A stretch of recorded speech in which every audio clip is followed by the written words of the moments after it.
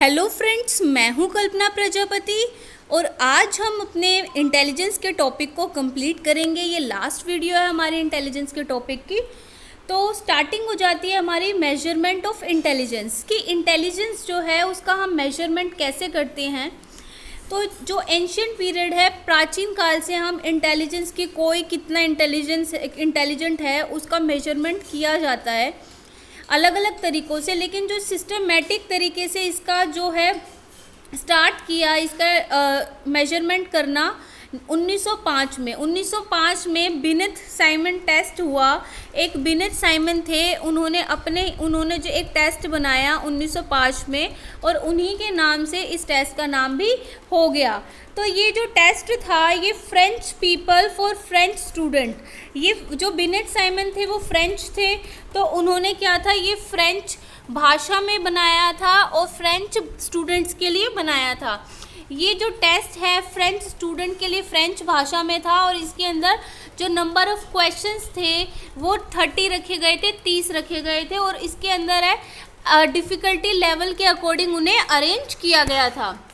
जो फिर उसके बाद उन्होंने 1908 में जो बिनेथ साइमन थे उन्होंने 1908 में इस टेस्ट को मॉडिफाई किया। इसके अंदर उन्होंने पहले 30 क्वेश्चन थे 1905 में और अब 30 से लेकर उन क्वेश्चंस की संख्या बढ़ा दी और अब वो 58 कर दिए, 58 कर दिए। ये जो टेस्ट था वो 3 to 13 ईयर्स के स्टूडेंट्स के लिए था, 3 से 13 साल के बच्चों के लिए था। और फर्स्ट टाइम जो एक मेंटल एज वर्ड, जो मेंटल एज जो शब्द है वो हिस्ट्री में, इंटेलिजेंस की हिस्ट्री में ये शब्द यूज़ किया गया। अब जो है इंटेलिजेंस जो है वो मेजर की जाती थी मेंटल एज के अकॉर्डिंग, मेंटल एज वर्ड के अकॉर्डिंग किसी भी इंसान की, किसी भी बच्चे की जो है बताया जाता था कि ये बच्चा इतना होशियार है।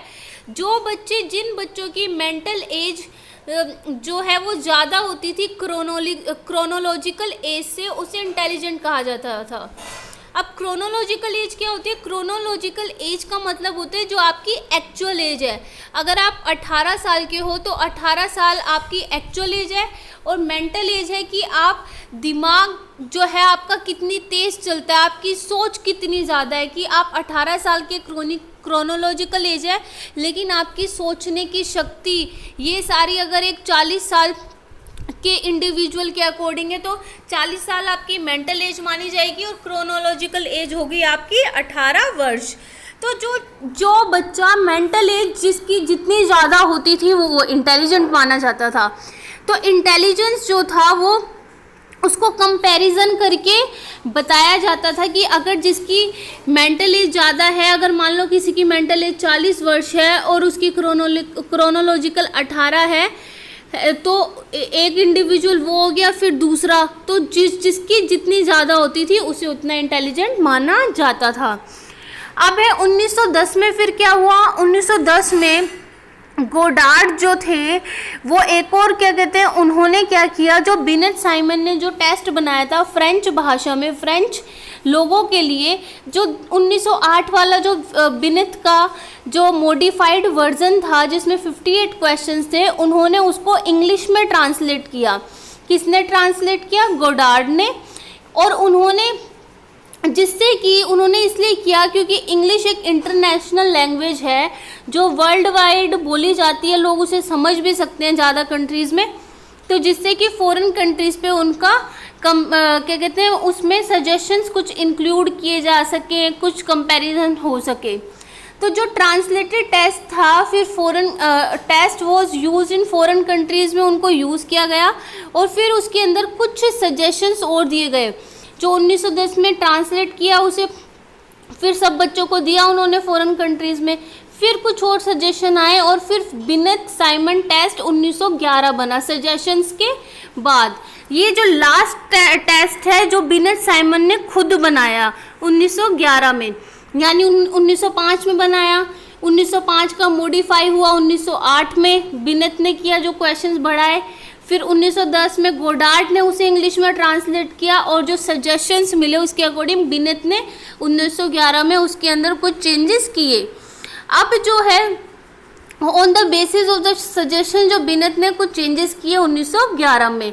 अब ड्यूरिंग मेजरिंग इंटेलिजेंस नापते समय through mental as chronological age was must, कि किसी की इंटेलिजेंस नापनी है तो उसका क्रोनोलॉजिकल एज मतलब उसकी जो एज है वो बहुत ज़रूरी है, जो उसकी रियल एज क्या कहते हैं, ये प्रॉब्लम थी कि क्रोनोलॉजिकल एज हम कैसे क्या कहते हैं कैसे पता चले। तो इस प्रॉब्लम को अवॉइड करने के लिए कि कौन सी प्रॉब्लम क्रोनोलॉजिकल एज मस्ट थी, इस प्रॉब्लम को अवॉइड करने के लिए एक फॉर्मूला बना, ठीक है। अब जो एक फॉर्मूला बना 1912 में, ये किसने इस प्रॉब्लम का जो रियल एज किसी इंसान की कैसे पता लगाएं कि कौन कितने वर्ष का है, ये प्रॉब्लम सोल्व कर रही 1912 में विलियम स्टर्न ने, जो एक जर्मनी के थे। उन्होंने सजेस्ट किया कि हम एक वर्ड है IQ मतलब इंटेलिजेंट क्वेश्चन, हम स्टार्टिंग में भी डिस्कस कर चुके हैं प्रीवियस वीडियो में कि IQ मतलब किसी की ग्रेस्पिंग पावर, कोई कितनी जल्दी किसी चीज़ को सीख जाता है। तो IQ in place of mental as, उन्होंने बोला कि मेंटल एज वर्ड की जगह हम क्या यूज़ करते हैं, हम IQ वर्ड यूज़ करते हैं, intelligent question during measuring intelligence. ये किसने, अब पेपर में जैसे आ जाएगा, बताओ IQ वर्ड सबसे पहले IQ का सजेशन किसने सबसे पहले दिया, किसने यूज़ किया, तो हम बोलेंगे विलियम स्टर्न ने दिया 1912 में। विलियम स्टर्न कहाँ के थे, जर्मनी के थे। अब हुआ स्टैनफोर्ड बिनेट टेस्ट 1916 बना। जो 1916 में जो ये टेस्ट बना, इसका नाम बिनेट के नाम पे ही रखा, लेकिन ये बिनेट ने नहीं बनाया, ये बनाया था टर्नमैन ने। टर्नमैन जो USA के थे उन्होंने बनाया, लेकिन इसका नाम बिनेट पे ही रखा स्टैनफोर्ड यूनिवर्सिटी में, और बिनेट क्या लिया, प्रीवियस नाम जोड़ दिया। तो ये टेस्ट टर्नमैन ने स्टैनफोर्ड यूनिवर्सिटी में बनाया और इसका नाम बिनेट टेस्ट के नाम पे ही रख दिया।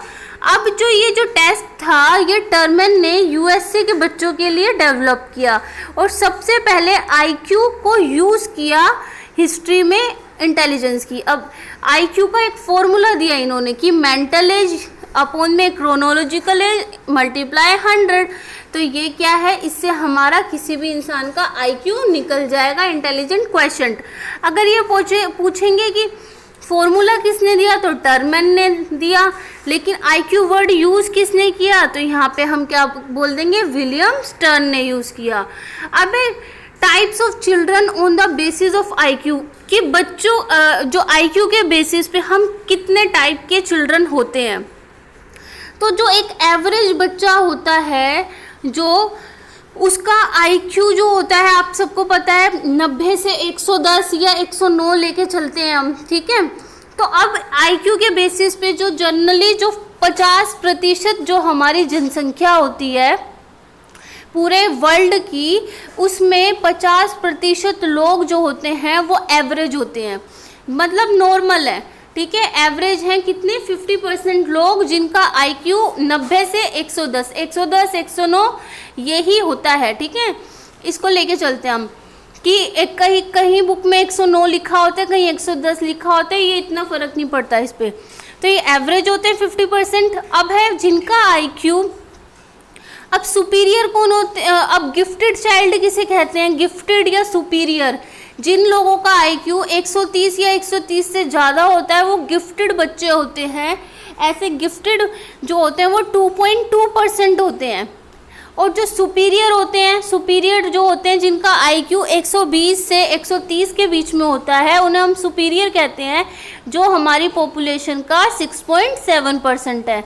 और हाई एवरेज मतलब एवरेज से जो थोड़े से ज़्यादा होता है जिनका IQ, वो 110 से 120 के बीच में आएंगे, वो 16.1% होता है। अब बिलो एवरेज होते हैं 80 से 90 के बीच में, जो एवरेज से थोड़ा कम कहते हैं, वो 16.1% होते हैं।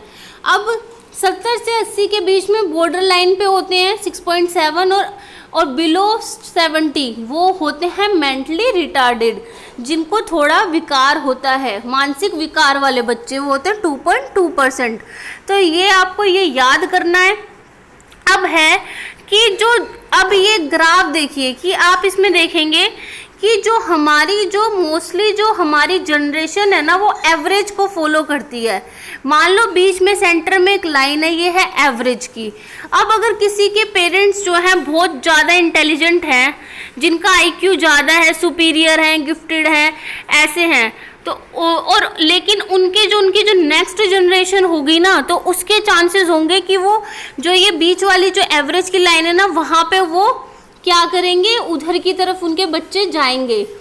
जैसे कि अगर आप देख लो कोई भी इंटेलिजेंट पर्सन है जो कोई फेमस है, जैसे अमिताभ बच्चन है, अमिताभ बच्चन की एक्टिंग स्किल्स इतनी अच्छी है, तो वो क्या है, एक्टिंग के अंदर वो बहुत हाई पीक पे हैं वो। लेकिन वहीं अगर उनके बेटे से कंपैरिजन किया जाए तो उनका बेटा किसको फॉलो करेगा, वो एवरेज को फॉलो कर रहा है। ऐसा बहुत कम होते हैं कि जहाँ पेरेंट्स भी बिल्कुल हाई लेवल के हों और उनके बच्चे भी वैसे ही बन जाएं, ऐसा बहुत कम होता है, रेयरली कोई मिलेगा। अदरवाइज अगर किसी के पेरेंट्स इंटेलिजेंट है तो उनके बच्चे जो हैं वो कम रहेंगे उनसे। और अगर किसी के बच्चे जो हैं, अगर किसी के पेरेंट्स कम है, जैसे आपने देखा किसी के पेरेंट्स पढ़े लिखे नहीं हैं या वो इंटेलिजेंट इतने नहीं हैं, जिनका आईक्यू इतना अच्छा नहीं है, ज्ञान नहीं है, नॉलेज उनको, तो उनके बच्चे क्या करेंगे, उनके बच्चे भी एवरेज लाइन को फॉलो करेंगे। नीचे जो है एवरेज से नीचे हैं उनके बच्चे भी एवरेज को फॉलो करेंगे लाइन को, और जो ऊपर हैं जिनके पेरेंट्स एवरेज से ज़्यादा हैं, सुपीरियर हैं, उनके बच्चे भी एवरेज लाइन को फॉलो करेंगे। तो जैसे माता पिता होते हैं उनसे अपोजिट बच्चे होते हैं। आप ऐसा बहुत सारे एग्जाम्पल्स में देख सकते हो, और बॉलीवुड में तो ऐसे बहुत हैं, जैसे जितेंद्र है, उनका बेटा तुषार कपूर कोई जानता नहीं है, ठीक है। अब ये देखो, यही देख लो, राहुल गांधी देख लो, राहुल गांधी और सोनिया गांधी दोनों में कितना ज़्यादा डिफरेंस है। तो ये होते हैं कि जिनके पेरेंट्स के अपोजिट बच्चे जाएंगे। अब जो हमारी जनरेशन ज़्यादातर एवरेज को फॉलो करती है, अगर और पेरेंट माता पिता के अपोजिट होते हैं बच्चे। अगर हमारे पेरेंट्स सुपीरियर है तो बच्चा उनसे कम रहेगा, अगर पेरेंट्स कम है तो बच्चा उनसे आगे जाएगा। पेरेंट्स एवरेज है, मान लो आपके पेरेंट्स भी एवरेज है तो आप भी एवरेज रहोगे। पेरेंट्स बिल्कुल आईक्यू उनका कम है तो बच्चा उनसे आगे बढ़ेगा, ठीक है। तो मेंटल एज कभी भी हमें 16 से आगे नहीं बढ़ती, ठीक है। और लेकिन क्रोनोलॉजिकल एज, हमारी क्रोनोलॉजिकल एज जिसे हम रियल एज कहते हैं, वो हमेशा बढ़ती रहती है। अब इसके कहने का मतलब क्या है, जैसे ये है कि अगर क्रोनोलॉजिकल एज 17 से ज़्यादा दी गई है तो पर 16 से कम है तो उतनी एज लिख देंगे। जैसे कि एक सीटेट में क्वेश्चन आया था कि किसी बच्चे की मेंटल एज है 16 और क्रोनोलॉजिकल एज है 25, तो क्या आप जो आईक्यू पूछा है कि उसका आईक्यू निकालो, तो आईक्यू क्या बताओगे आप उसका आईक्यू? आईक्यू ये थोड़ी ना कि 16/25 × 100 करोगे, नहीं, ऐसा नहीं करेंगे। हम क्या करेंगे, क्रोनोलॉजिकल एज हो या मेंटल एज हो, हमेशा हम उसे 16 से ज़्यादा नहीं लेंगे। अगर कोई इंसान 20 साल का है तब भी हम उसकी क्रोनोलॉजिकल एज में 16 ही लिखेंगे। अगर कोई इंसान 10 साल का है तब हम उसकी क्रोनोलॉजिकल एज 10 लिखेंगे। समझ आ रहा है आपको कि 16 से ज़्यादा आपको नहीं लेनी, चाहे कोई कितना ही ज़्यादा हो। तो जैसे इसमें हमने क्या लिखा, उसकी मेंटल एज 16 लिखी और क्रोनोलॉजिकल एज भी 16 लिखी है। तो अब इसका आईक्यू क्या हुआ 100, और लेकिन बच्चे सॉल्व क्या करते हैं और आंसर निकालते हैं इसका 64। आई होप ये क्लियर हो गया हो आपको कि कभी भी आपको ज़्यादा नहीं लेनी। अगर आप अब हम बात करते हैं गिफ्टेड बच्चों की। गिफ्टेड चिल्ड्रन कौन होते हैं? जो गिफ्टेड बच्चे होते हैं, जो चिल्ड्रन जिनको हम गिफ्टेड बोलते हैं, उनका आईक्यू जो है वो 130 या 130 से ज़्यादा होता है। अलोंग विद आईक्यू के साथ साथ उन्हें 4 लोगों का नॉमिनेशन चाहिए कि जो बता सके, 4 लोगों की सहमति चाहिए, जो 4 लोग उन्हें ये बता दे कि आप गिफ्टेड हो, ठीक है, आपके अंदर बहुत सारी क्वालिटीज़ हैं, आप हर क्षेत्र में आगे हो। तो वो 4 लोग कौन कौन होते हैं जिनकी सहमति उन्हें चाहिए होती है? तो टीचर। अब बच्चे का टीचर सबसे सटीक जानकारी दे सकता है कि बच्चा किस लेवल पे है। तो टीचर बताएगा अगर आप गिफ्टेड हो, एक्स्ट्रा ऑर्डिनरी हो। आपके पेरेंट्स भी बताएंगे, आपके पेरेंट्स आपको बाय जब बर्थ से ही आपको ऑब्जर्व कर रहे हैं वो। अब फ्रेंड्स, आपके फ्रेंड्स भी बताएंगे, और फ्रेंड्स के साथ साथ आपको खुद भी ये फीलिंग होगी कि आप में वो क्वालिटी है या नहीं है। आपको ये पता होता है कि आप किस लेवल पे हो। हर किसी को अपनी काबिलियत के बारे में पता होता है। तो अब ये है 4 लोगों की सहमति। कौन कौन है? टीचर हैं, पेरेंट्स हैं, फ्रेंड्स हैं और सेल्फ मतलब आप खुद हो। इसका मतलब है चिल्ड्रन जो है आर गिफ्टेड, अगर गिफ्टेड है if they are superior in all the social field along with mental ability. तो अभी गिफ्टेड होने के लिए आपको हर चीज़ में अच्छा होना पड़ेगा। ये नहीं कि आप एक चीज़ में किसी एक एस्पेक्ट में अच्छे हो। मान लो आप पेंटर हो, आप बहुत सुंदर पेंटिंग बनाते हो, तो आपको गिफ्टेड नहीं बोलेंगे क्योंकि आप सिर्फ पेंटिंग में अच्छे हो। लेकिन आपको कुकिंग नहीं आती, आपको लोगों से बात करना नहीं आता, आप में लीडरशिप की क्वालिटी नहीं है, तो आपको गिफ्टेड थोड़ी ना बोलेंगे। अब जैसे अमिताभ बच्चन है, अमिताभ बच्चन को हम गिफ्टेड थोड़ी ना बोलेंगे क्योंकि जब उन्होंने एक्टिंग में तो वो अच्छे हैं, लेकिन जब वो पॉलिटिक्स में आए तो वो टिक ही नहीं पाए। उनके अंदर वो पॉलिटिशियन बनने की क्वालिटी है ही नहीं। तो गिफ्टेड वो होगा जो हर चैलेंज को एक्सेप्ट करने के लिए तैयार है हर क्षेत्र में, और वो ज़रूरी नहीं है कि वो बहुत अच्छी परफॉर्मेंस दे उस क्षेत्र में, लेकिन वो चैलेंज एक्सेप्ट करता है और बहुत अच्छा करने की कोशिश करता है। मान लो कि आपको कुकिंग नहीं आती लेकिन आपको चैलेंज मिल गया। अब कुछ बच्चे तो भाग जाएंगे, लेकिन आपने चैलेंज एक्सेप्ट किया और आपने करके दिखाया। वो चाहे वो इतना टेस्टी खाना ना बनाओ, लेकिन आपने फिर भी बनाया, नॉर्मल बनाया बेशक से। आपके सामने चैलेंज आया कि आपको डांस करना है, डांस आपको इतना अच्छा नहीं आता लेकिन फिर भी आपने करा। आप मतलब जो हर चैलेंज को लेने में तैयार है और उसके अंदर उसकी परफॉर्मेंस वो देता है, डर के नहीं भागता, तो वो बच्चा गिफ्टेड कहलाएगा हर फील्ड में जो है। इट मीन्स जो चिल्ड्रन जो गिफ्टेड होते हैं वो सुपीरियर होते हैं, सारे सोशल फील्ड्स में सुपीरियर होते हैं। मुझे कुकिंग नहीं आती पर मेरे किसी ने मुझे चैलेंज दिया तो मैंने कुकिंग बहुत अच्छी कर ली, ठीक है। मास्टर शेफ़ जैसी कुकिंग नहीं करी लेकिन मैंने फिर भी खाना अच्छा बनाया। गिफ्टेड हर चीज़ में अच्छा होगा, और मतलब एवरेज से अच्छा तो काम करेगा ही, एवरेज जितना तो करेगा वो हर फील्ड में। अगर हम जनरली हम talented word we use talented word for gifted, कि हम टैलेंटेड वर्ड का यूज़ करते हैं गिफ्टेड के लिए, लेकिन गिफ्टेड और टैलेंटेड अलग होते हैं।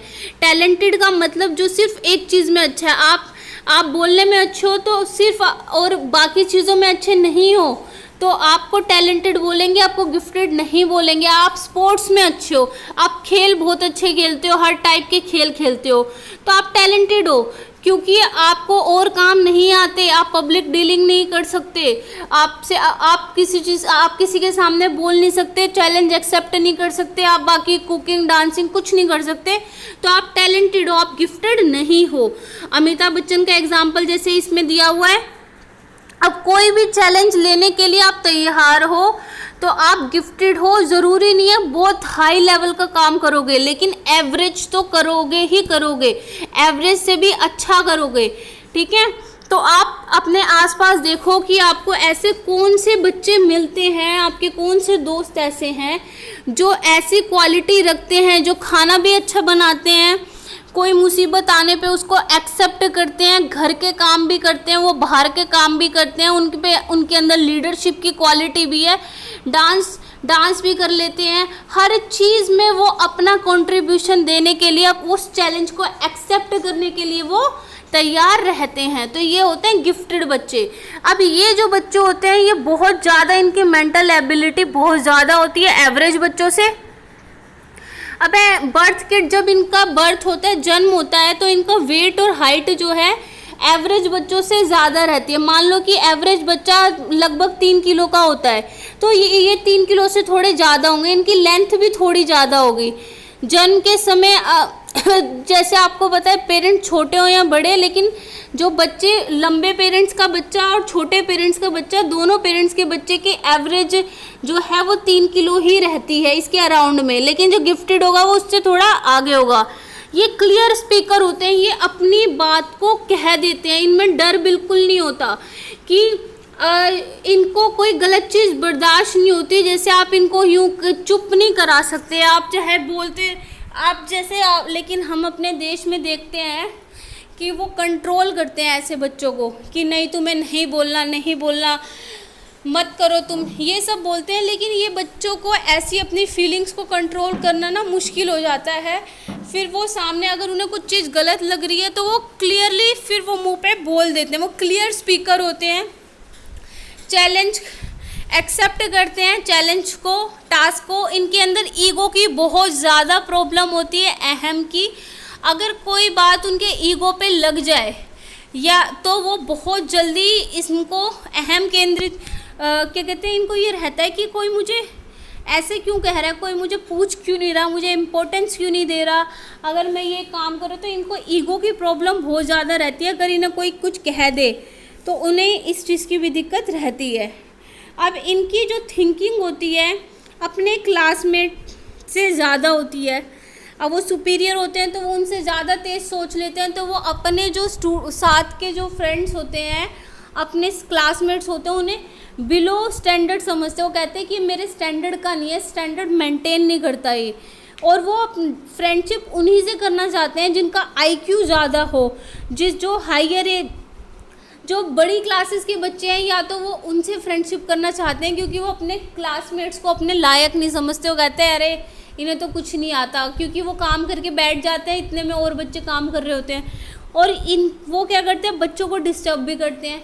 आपकी क्लास में भी कुछ बच्चे होंगे कि वो अपना काम जल्दी से कर लेते हैं और फिर बाद में क्लास को परेशान करते हैं और वो क्लास में बोर होते रहते हैं।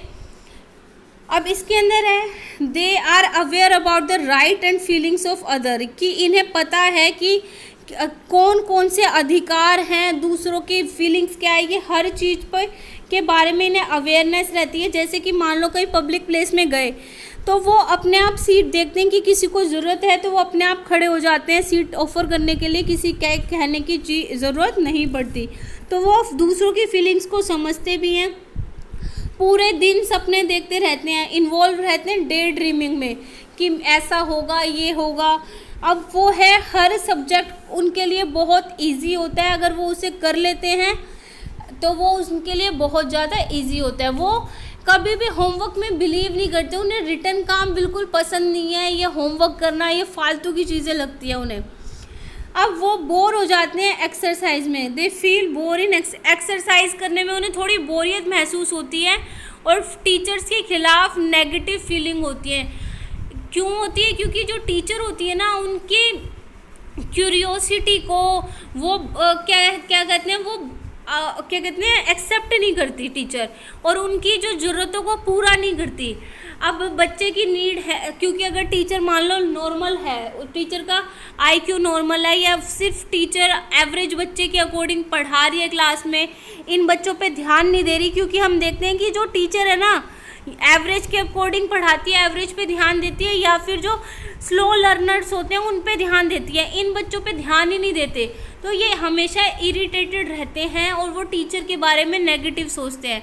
तो हमें ऐसे टीचर की ज़रूरत है स्कूलों में जो इन बच्चों की जिज्ञासा को, जो ये क्वेश्चंस पूछ रहे हैं, जो ऐसे पूछते हैं अलग अलग क्वेश्चंस जो आपको अजीब लगते हैं, जो इनकी जिज्ञासा को, क्यूरियोसिटी को वो फुलफ़िल कर सके। ये सोसाइटी और फैमिली के अगेंस्ट रहते हैं और for not getting priority of their novel thoughts, क्योंकि इनकी थॉट्स वो टाइम से कुछ ज़्यादा ही आगे सोचते हैं, तो उनकी थॉट्स अलग होती है, और वो थॉट जो होती है उनका परिवार वो एक्सेप्ट नहीं करता, सोसाइटी एक्सेप्ट नहीं करती, तो वो सोसाइटी के अगेंस्ट रहते हैं। और वो क्यूरियस होते हैं नेचर से, उनको नई नई चीज़ों के बारे में जानना बहुत पसंद है, और खाली टाइम में वो मिस्चीवियस एक्टिविटी करते हैं, परेशान करते हैं।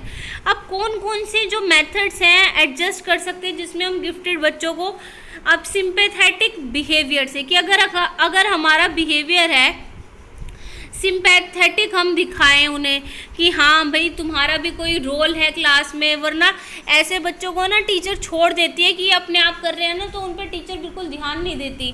तो फिर लेकिन हर बच्चे को इंडिविजुअल डिफरेंसेस होते हैं और हर बच्चे को टीचर की नीड है, तो इन बच्चों की नीड भी फुलफिल होनी चाहिए। टीचर का बिहेवियर भी सिंपैथेटिक होना चाहिए, घर पे भी उन्हें उनकी फीलिंग्स को समझा जाना चाहिए हर जगह।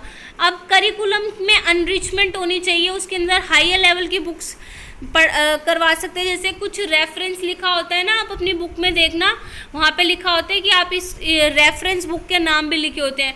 तो हम अनरिचमेंट कर सकते हैं अपने क्लास करिकुलम में। इन बच्चों के लिए सेपरेट सेक्शंस बना सकते हैं, लेकिन ये हमारे जो इंडिया की इंक्लूसिव एजुकेशन की अप्रोच के अगेंस्ट है, सेपरेट क्लासरूम बनाना। डबल प्रमोशन दे सकते हैं, अगर कुछ ज़्यादा ही हाई लेवल का है तो 1 साल में 2 क्लास पास करा सकते हैं, अलग इंस्टीट्यूशंस बना सकते हैं। ये सब सजेशंस एक ओवरऑल वर्ल्ड के अकॉर्डिंग बुक्स में लिखे हुए हैं, लेकिन ये हमारे इंडिया में एप्लीकेबल नहीं है क्लासरूम अलग बनाना, क्योंकि हमारे इंडिया में इंक्लूसिव एजुकेशन है जहाँ पे कहते हैं कि हर बच्चा एक साथ पढ़ेगा। अपॉइंटमेंट हमें गिफ्टेड टीचर की करनी चाहिए, और हमें जो बच्चे की नोवेल थॉट्स हैं, जो नए नए विचार है, उसको कंसीडर करना चाहिए उनको। अगर मान लो बच्चा जल्दी काम कर लेता है, ठीक है, और आपको पता है कि क्लास में सबसे पहले ये काम कर लेगा और फिर बाद में सारे बच्चों को डिस्टर्ब करेगा, तो आप एक्स्ट्रा काम उसे दे सकते हो, एक्स्ट्रा एक्टिविटी की। जैसे वो करेगा और आप एक्स्ट्रा सम दे दो, उन्हें कुछ करने के लिए दे दो। टीचर को पता होना चाहिए, मैनेजमेंट करना चाहिए। अब अगर आप दोगे तो करेगा, नहीं दोगे तो नहीं करेगा। अब इसमें कि अगर आप कहोगे ना कि एक्स्ट्रा एक्टिविटी में इन्वॉल्व हो जाओ तो वो करेगा नहीं, तो आपको इन्वॉल्व कराना पड़ता है। इंडिया में हमें ऑब्जर्व होती है ऐसी फैसिलिटीज़ की, क्योंकि हमारे इंडिया में गिफ्टेड टीचर की भी ज़रूरत है, ठीक, लेकिन जो इनकी नीड को फुलफ़िल कर सके। लेकिन टीचर की अभी बहुत बड़ी गलती होती है, क्योंकि टीचर भी काम नहीं करना चाहती। वो टीचर चाहती है कि मुझे आगे इतनी मेहनत ना करनी पड़े। अब जो आ जाते हैं mentally retarded children. Mentally retarded children के बारे में हम नेक्स्ट क्लास में हम पढ़ेंगे। इसके अंदर ये डिटेल में पढ़ेंगे, मेंटली रिटार्डेड हो जाएंगे, और फिर कुछ टाइप्स ऑफ इंटेलिजेंट टेस्ट है, और ये फिर हमारा कंप्लीट हो जाएगा। वीडियो बड़ी हो रही है तो हम क्या करते हैं, नेक्स्ट क्लास में इन्हें कंप्लीट कर लेते हैं। तो मिलते हैं आपसे नेक्स्ट वीडियो में। तो वीडियो को आप शेयर कीजिए इतने, और अब चैनल को सब्सक्राइब करना ना भूलें। तो लास्ट क्लास जो नेक्स्ट क्लास है उसमें आपका ये कंप्लीट हो जाएगा। तो टिल देन गुड बाय।